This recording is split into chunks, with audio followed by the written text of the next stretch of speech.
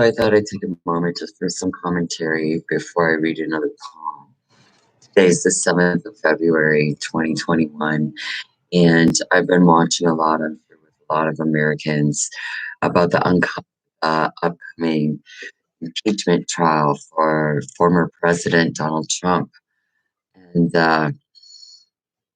a lot of stuff that we are watching happening and unfold from Washington here in the United States. It's really nerve-wracking.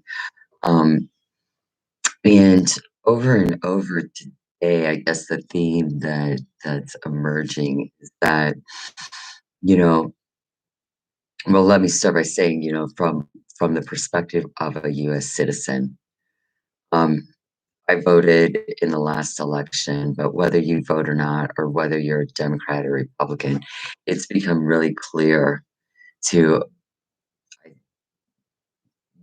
wager to say most Americans that there is a fracture that's occurred in the basis of our government that goes all the way through our government, and it's on the side of the GOP. And whether or not that fracture that's occurred is like halfway down that political party, or they're talking about 10 or 14 members of the GOP on this side that are voting with Democrats, and they don't like that, and there's a lot of controversy about it. I don't think that that matters. Okay, which exactly what portion of the GOP that this fracture has occurred, like to break it into two different pieces. The fact is that it's a severe fracture that has gone all the way through the foundations of our government. And you have to admit that it's on the side of the GOP. What I'm watching today is more and more they're trying to kind of, my comments on public posts on YouTube along those lines. And today we're seeing it kind of being addressed a little bit in the media, um, as they're trying to make determinations about how many. God, that's really shadows in this house. Sorry. The GOP,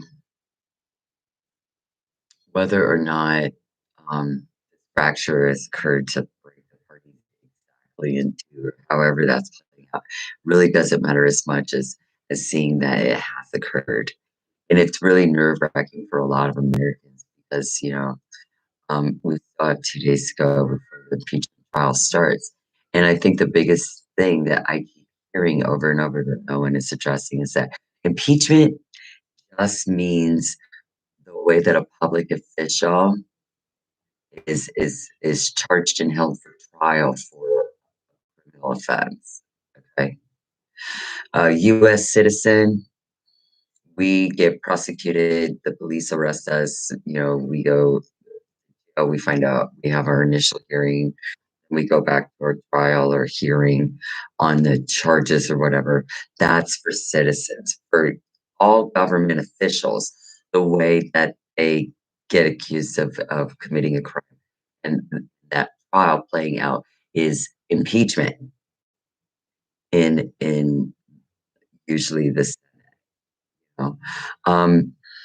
So people need to understand that, and it depends on what you're being accused of and whether or not you are found guilty of it or not. If you are, then during the punitive phase where they assign the penalty for what you've done, then you may or may not be removed from office, like how Bill Clinton was impeached when he was president over the Monica Lewinsky scandal, and I think found guilty at that point of what they were accusing him of, but the crime that he was eventually found guilty of committing was not great enough to have him removed from office like that.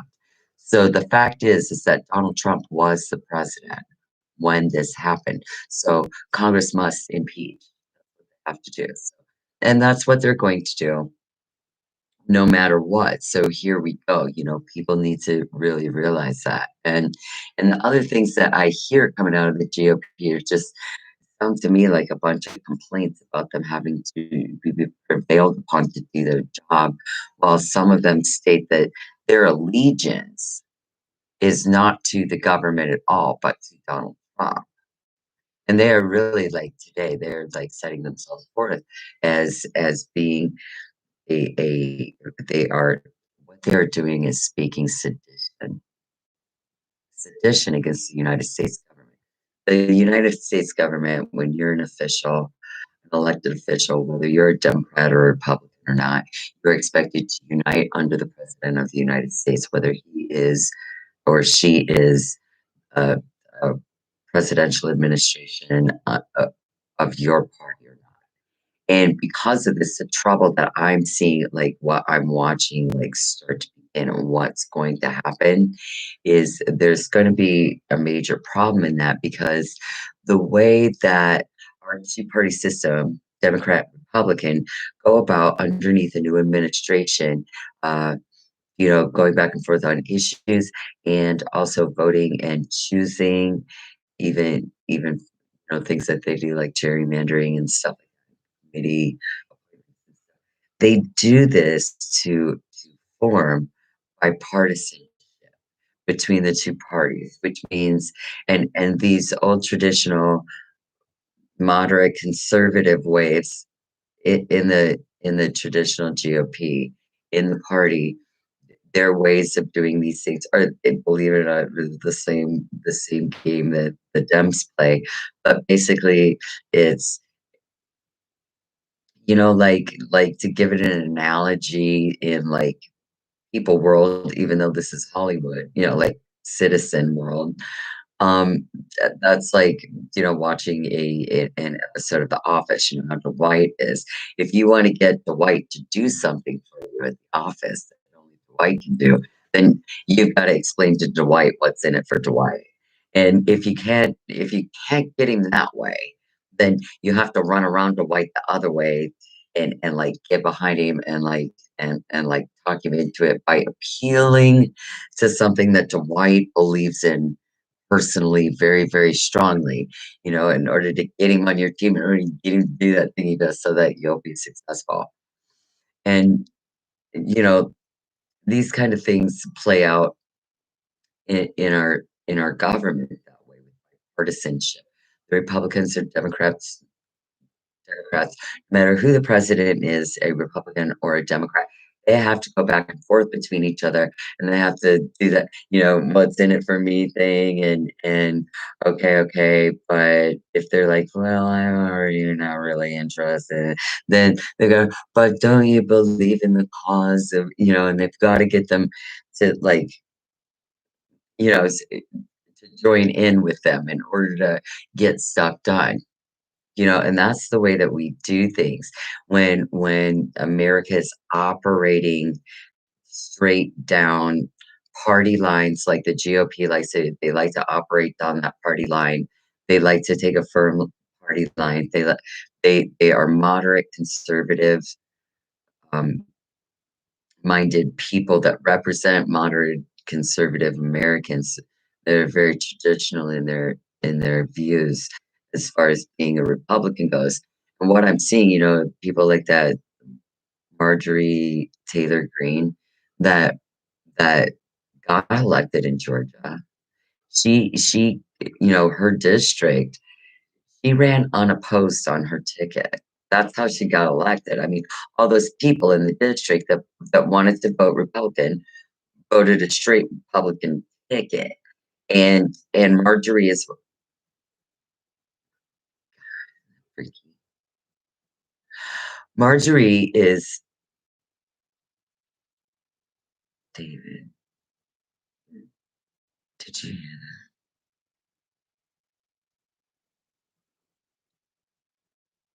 There's been this voice in my house since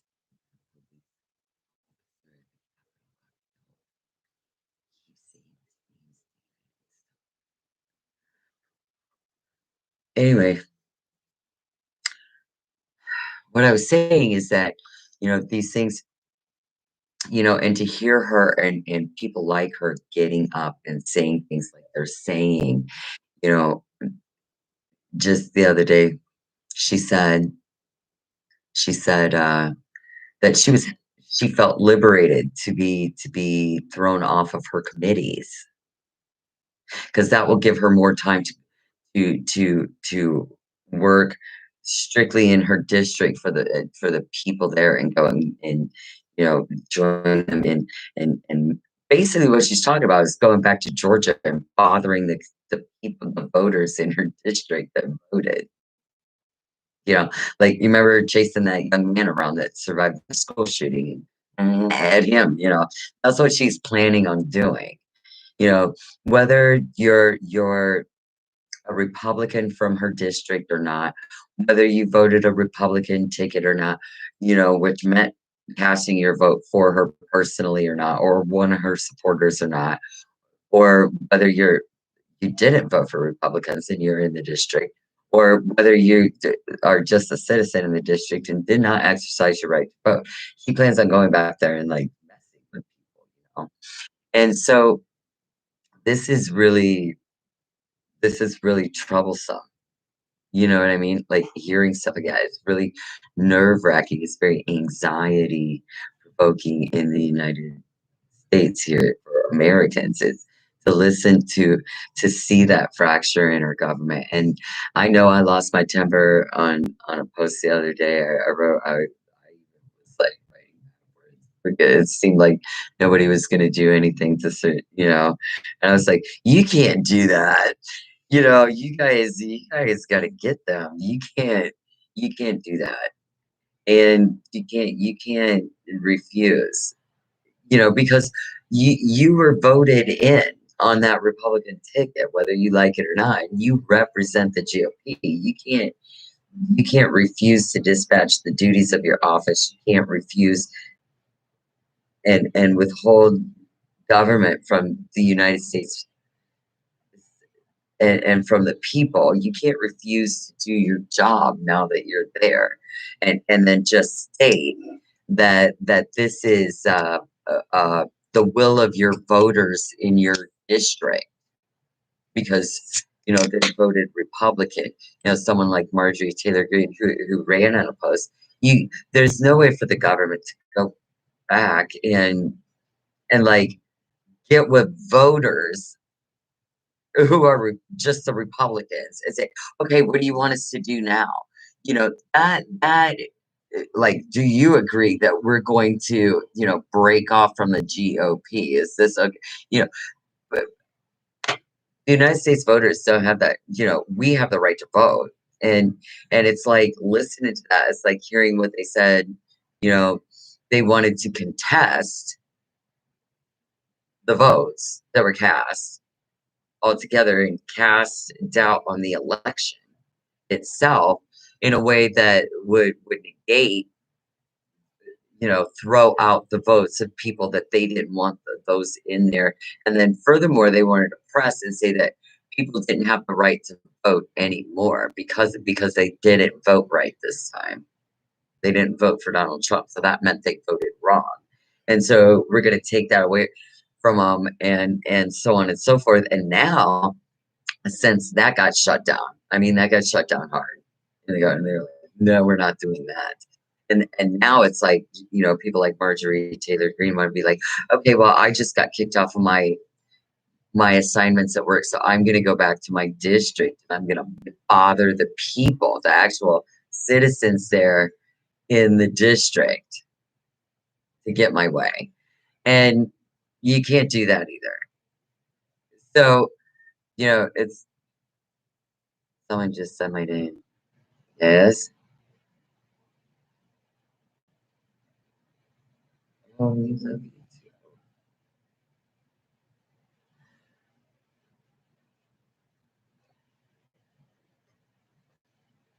And I know it's really hard right now with like all the trolling on social media and stuff and everything, but everybody's just got to kind of stick with that and try not to rise to that kind of bait, I guess is what I'm trying to say. Because those people that have been voted into office, they are charged with the sacred duty of dispensing government. for the people of the United States, for the United States, for American interests, and for the people of the United States. They need to be held to what their responsibilities are.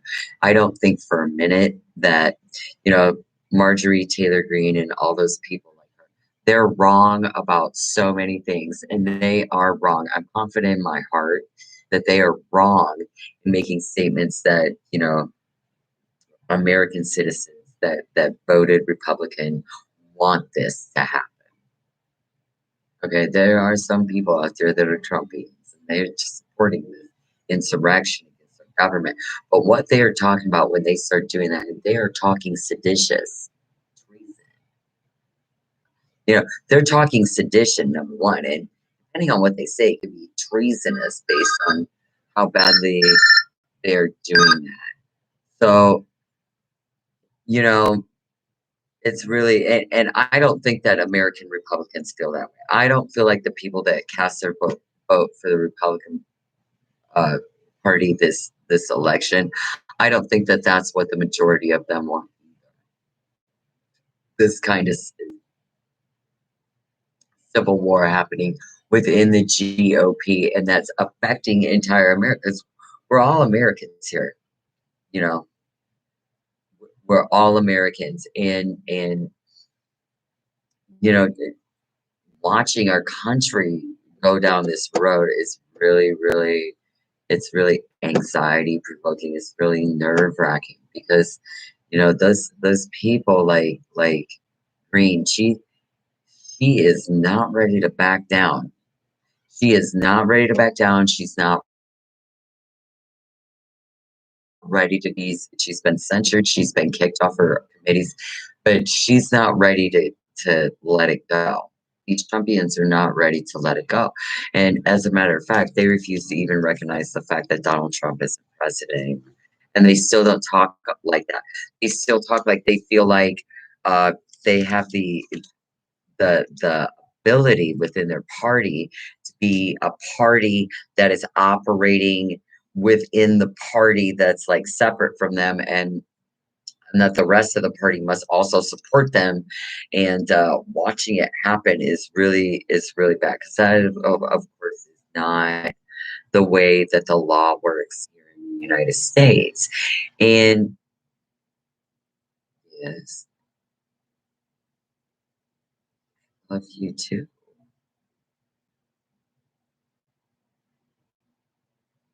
So anyway,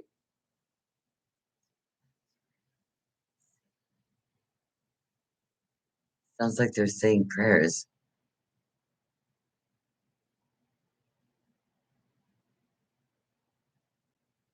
The disembodied voice.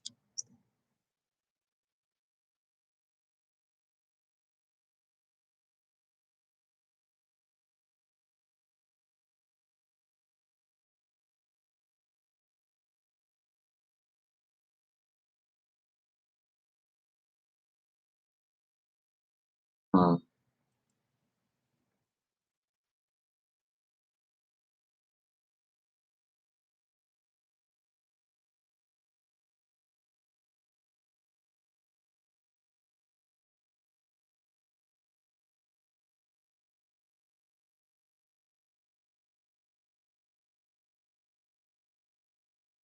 hmm.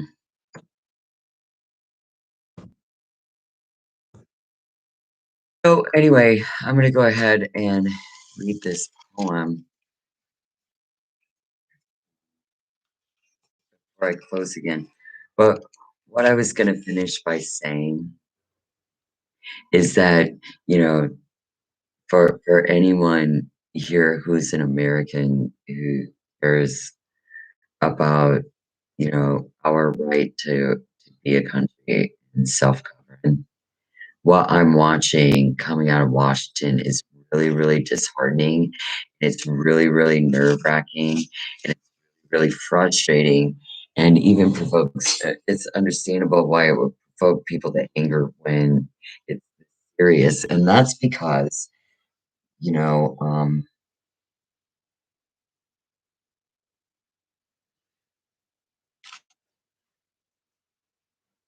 that it's because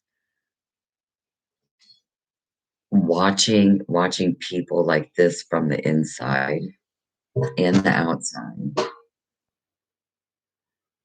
acting so seditiously and, you know, committing insurrection to our government, it threatens all of us. It threatens America, it threatens American interests, and it threatens America. That is the citizens themselves, and all people, whether you're a government official or just a regular citizen, we all together are the republic for which it stands. So this is happening to all of us, whether we're Republicans or not.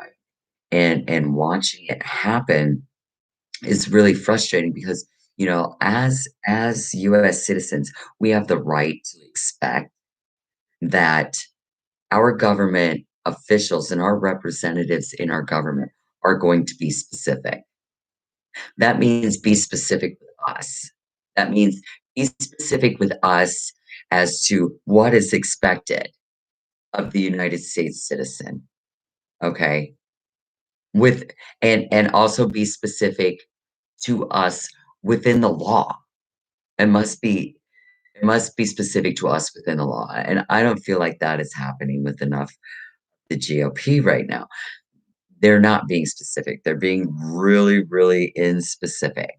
And what they're being specific about is definitely illegal. It's seditious and it's insidious and it's anti-government and it's worthless rhetoric and it's a harmful anti-government ideology at work that we're watching play out right in front of us.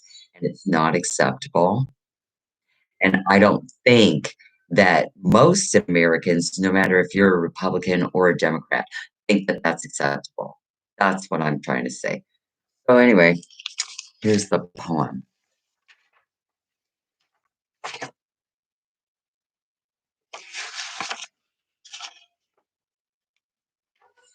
I should mark this for this segment.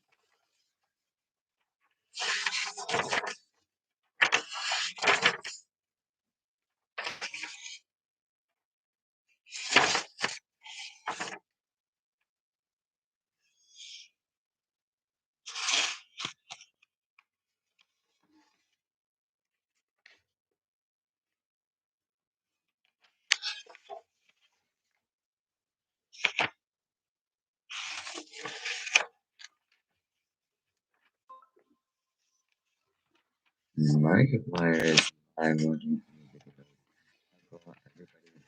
that may have been watching the stream just failed. Was it like, there's funny videos. Um,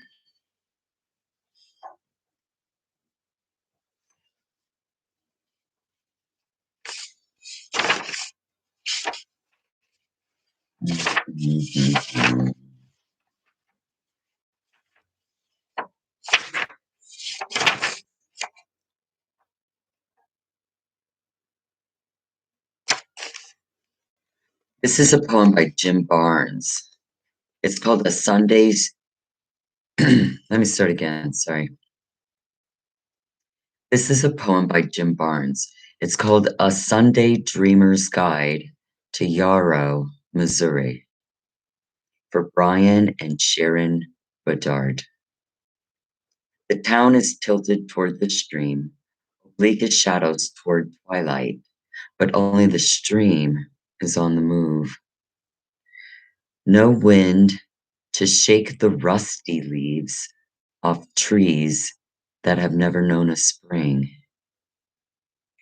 Standing on the bridge, you think the town a creeper, some gray vine, thirsting after a force to drive it home into the hill. And on the hill, all the houses are asleep or dead. Rainbow bread is basic metal now, and Stamper feeds as only ghosts of gears. You want a flight of birds. Yarrow was once a flowered town. You think of mint. There is no one to ask, no one to tell you now where forebears lie.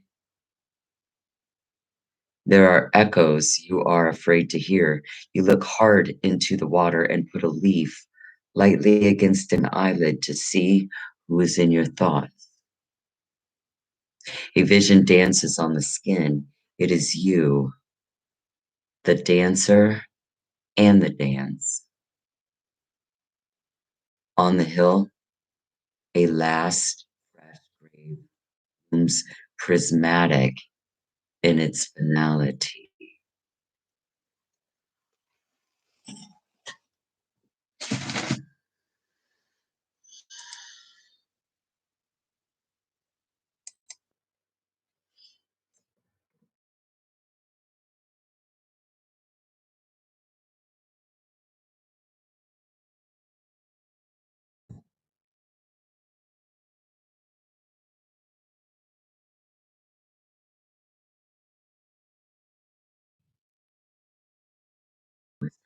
Hey, Kate. That's so weird. Good night.